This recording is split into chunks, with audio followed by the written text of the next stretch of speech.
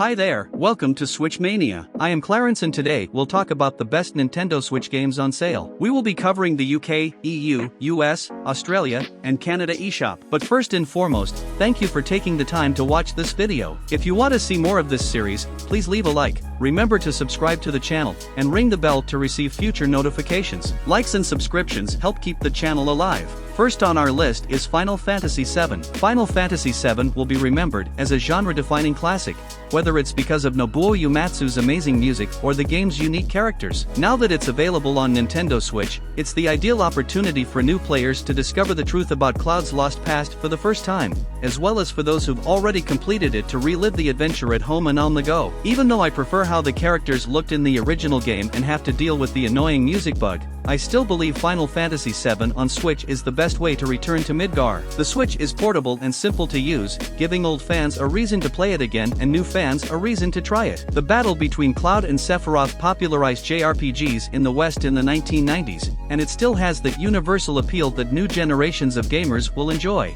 Next is Chicken Police, Paint It Red. Chicken Police isn't a game with multiple endings, but it is a fascinating detective noir visual novel with a lot of wit, beautiful music, and intriguing characters. Without giving too much away, I finished the game in about 10 or 11 hours because I took my time with everything and didn't rush through any of the dialogue. Returning to a character after a conversation you thought was over may reveal that they have said or done more. I'd advise you to take your time and enjoy the ride, because it won't disappoint. Chicken Police is the guilty animal film noir treasure I didn't realize I needed until I flew into the wilderness and witnessed it for myself.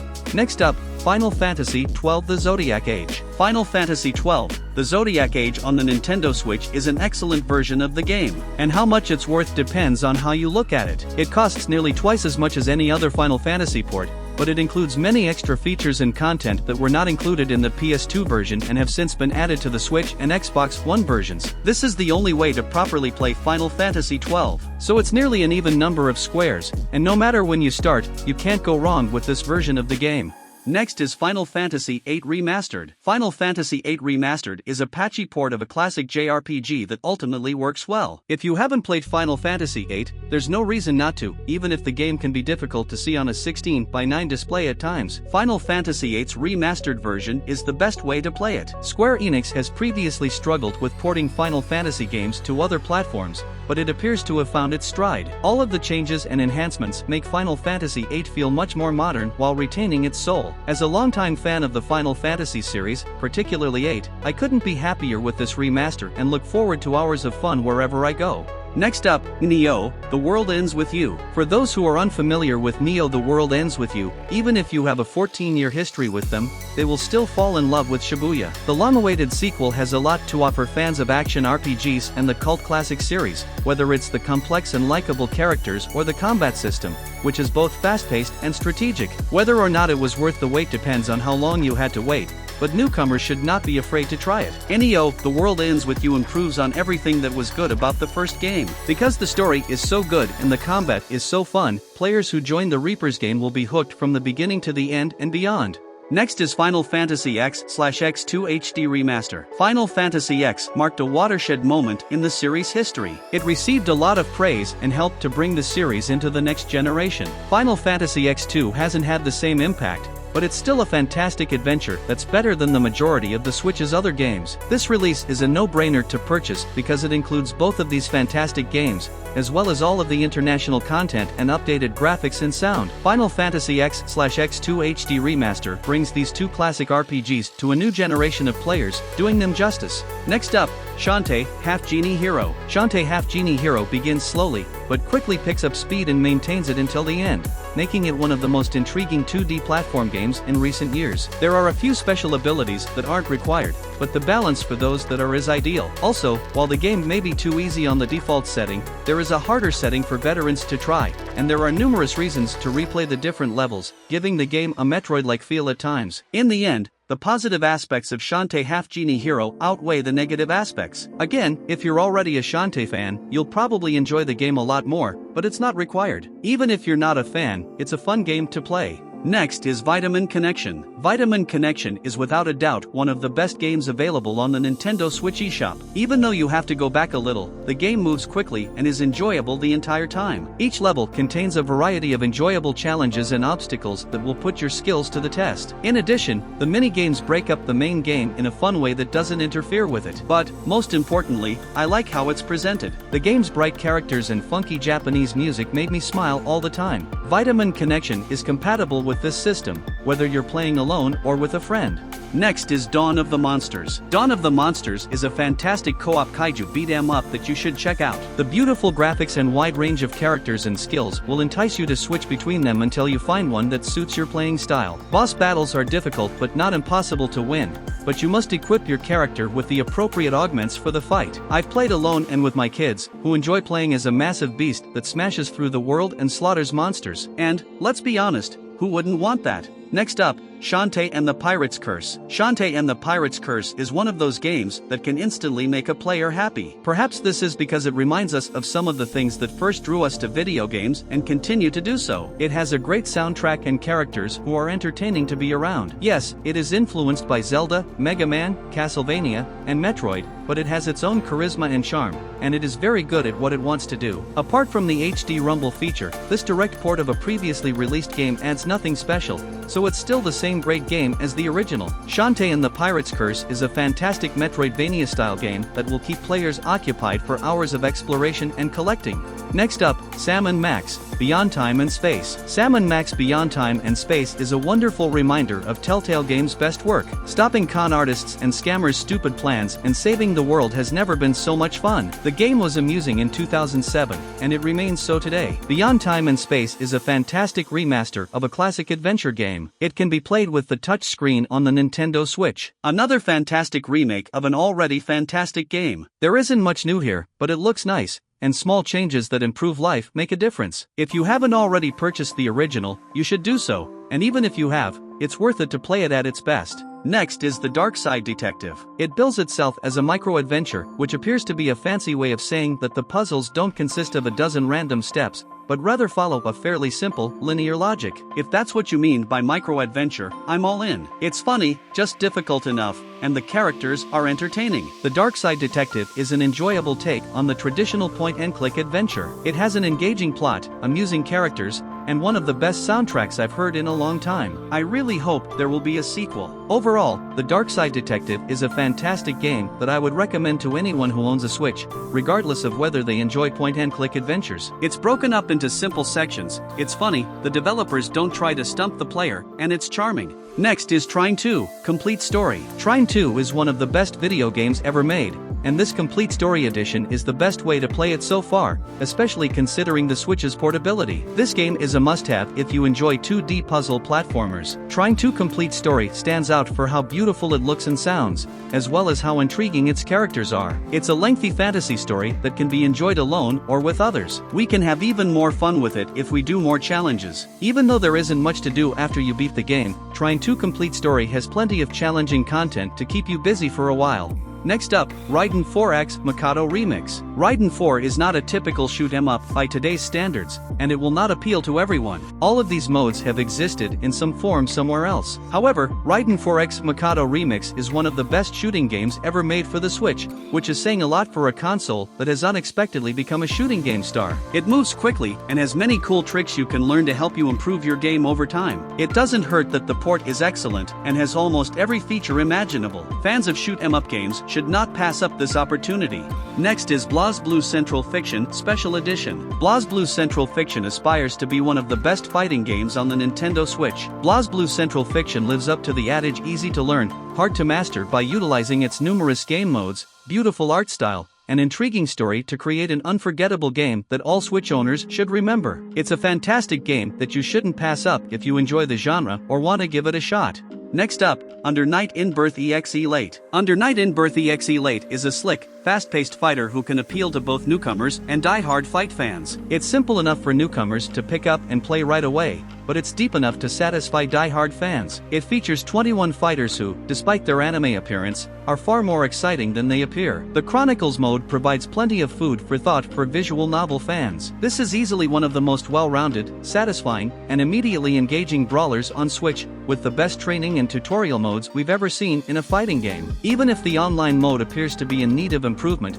fans of the genre will find plenty to enjoy here. Next is BUSTAFELLOWS. BUSTAFELLOWS is a crime thriller/otome romance hybrid. Both of these are fairly common, but what distinguishes this one is the high quality of the writing and the strong themes. It may be a little too long for its own good, and some of its impact is diminished due to desensitization. Despite this, there are no real lulls in the plot, and it's one of the few long games that doesn't simply throw content at players. The best crime fiction stories are exciting and dramatic, and they keep you wanting to read more. BUSTAFELLOWS adds a lot of charm, humor, and style to the mix, making it one of the most dynamic and exciting visual novels available. Next is Songbird Symphony. I finished the game in about 5 hours, which isn't a long time, but it was just enough to tell the entire story that Songbird Symphony wanted to tell. Extra tasks are kept brief, simple, and to the point. Long, tedious errands or long trips between worlds are no longer required. The game is structured as a story from start to finish, with interesting characters to meet along the way, an intriguing mystery, funny dialogue, and Burb's heartfelt determination. A truly beautiful game created by talented newcomers who are confident in their abilities, want to do well, and aren't afraid to try new things. Although the money is in AAA fetish shooters, projects like this are where the heart, soul, and future value of games are found. Next up, SIGNALIS. SIGNALIS is a near-perfect love letter to the survival horror genre. It has a natural atmosphere and tension, and references to classic sci-fi stories can be found throughout. It works best when you move quickly between enemies using stealth and patience rather than brute force. Some of the fights felt forced, but the puzzles are just the right amount of difficult and simple. The game is well polished and just the right length. It features surreal imagery and a distinct storytelling style. By the end, everything comes together to form something that eats away at the back of your mind like a resurfacing memory. SIGNALIS is a game that I will never forget, and I'll never forget Elster and Ariane's promise to each other about their love, no matter how selfish and cruel or beautiful and kind it was. Through endless cycles of chaos and tragedy, their love remained constant. Next is PAC-MAN Championship Edition 2+. PAC-MAN Championship Edition 2+ is an excellent addition to the Switch eShop and a significant advancement for the Pac-Man franchise as a whole. Many games have a long history, but some of the first games in the industry are either stuck in re-releases or aren't as enjoyable to play today. If Pac-Man Championship Edition 2+ demonstrates anything, it's that with a little imagination, the core mechanics of these old games can easily appeal to a modern audience. Pac-Man Championship Edition 2+ is a significant upgrade over the original Pac-Man game. The gameplay is fast-paced and addictive. I'm sure you'll play it again and again because it's so focused on getting high scores. Next up, Tales of Vesperia Definitive Edition. Tales of Vesperia Definitive Edition is one of the best RPGs for the Nintendo Switch. It's a lengthy adventure that will keep people engaged the entire time. Those who want to replay the game will get more than their money's worth, because there is new content and characters. When you can play Tales of Vesperia on a mobile device, you can enjoy everything it has to offer whenever and wherever you want. If you missed out on this gem 10 years ago, now is the time to make amends by playing one of the best role-playing games of the decade. Next is Ni no Kuni, Wrath of the White Witch. Ni no Kuni Wrath of the White Witch is a game that will keep you occupied for many hours. It's not a new Switch game, but it's an excellent addition to the system's library. This is an excellent game for fans of JRPGs with a lot of style and even more heart. Ni no Kuni is a JRPG masterpiece that will live on forever. The only reason not to buy it is if you dislike JRPGs. But if it is, you have up to 100 hours of fun ahead of you, and you will never forget those hours. Next is Dragon Ball FighterZ. Dragon Ball FighterZ is still the best game on the Nintendo Switch. No matter how good you are at fighting or how new to it you are, the game is a lot of fun to play. This fighting game has it all, from casual modes that can be played with a Joy-Con to online ranked modes that run smoothly. Every one of the 24 well-known characters has a unique set of moves that make me smile every time I play. Dragon Ball FighterZ is one of the most interesting and well-animated fighting games I've ever played. It's a fun game that you can play alone or with friends. Next up, Cuphead. Cuphead for the Nintendo Switch takes everything that was great about the original game and puts it in a format that can be played both at home and on the go. This run-and-gun game that feels like a beautiful, interactive cartoon fits in perfectly with the rest of the Nintendo Switch games and is highly recommended to all players. Cuphead works well on the Nintendo Switch. The boss fights are difficult, amazing, and most importantly, entertaining. I'm excited to see what else Studio MDHR has in store for us next. The person who created this port knocked it out of the park. If you didn't play Cuphead on Xbox One or PC, don't miss out on this definitive portable version. Next is Underhero. Underhero is a fantastic game that few people are aware of. It has a fantastic soundtrack, a fantastic cast of characters, and a fantastic way to fight. However, there are some issues with the game's pace that slow it down a little. Its wit is always sharp, and its stories are frequently moving and well written. If you like the early Paper Mario games, you must play this one. Underhero is a lovely and inspiring game that cleverly combines platforming, turn-based and timing-based combat, and adventure elements. Even though there is a little too much backtracking and the slingshot weapon is difficult to aim, you can't help but smile while playing Underhero. It's yet another fantastic, must-play indie title that every Switch owner should look into. Who hasn't wanted to peek behind the curtain to see how an evil overlord and his legions spend their days? Next up, Signs of the Sojourner. Signs of the Sojourner is a refreshing game that works well because it takes ideas that everyone can relate to, such as talking to others, and turns them into a card game that makes sense and has a surprising amount of depth despite its simple appearance. The use of playing cards to represent conversations is brilliant,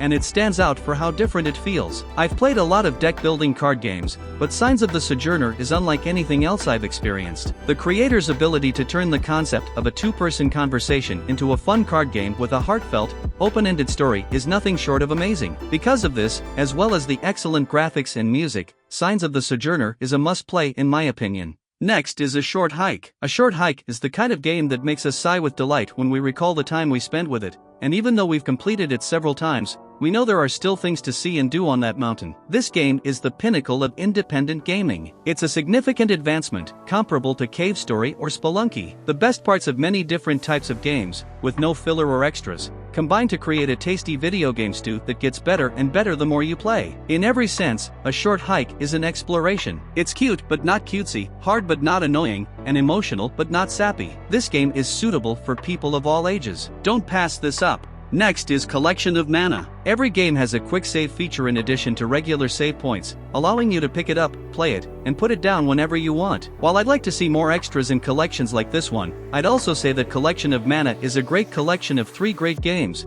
one of which has never been released in the United States before and is still worth checking out. Trials of Mana is one of the best games from the 1990s, and it is now legal to play in English. Even though it's mostly just a collection of old ROMs, the game's high price is justified simply because it's been translated into English. It's a fun trip down memory lane, and you get another classic as a bonus. Next up, FEZ. FEZ was released at a time when independent games were becoming increasingly popular, and it's a great example of why. FEZ is a stunning piece of art that is both simple to learn and expertly complicated. It's nearly perfect even after a decade. It's reminiscent of a game that came after Super Mario 64. Along with the usual and in plain sight challenges, there are numerous mysteries to solve. Some of these mysteries are so well hidden that you may never discover them. It won't bother you too much, though, because FEZ has a lot to offer even if you don't delve into its insane depths. And last, but not the least, What the Golf. What the Golf was already fantastic on PC and mobile, but the Switch version is superior, especially if you have a friend nearby. It's still insanely funny, strange, and a lot of fun, and even if it was just the campaign, it'd be the best version of the game because you can switch between touch and stick controls. However, the addition of party mode significantly improves the overall package. What the Golf is a fantastic way to have a great time. I'm glad it's finally on Switch,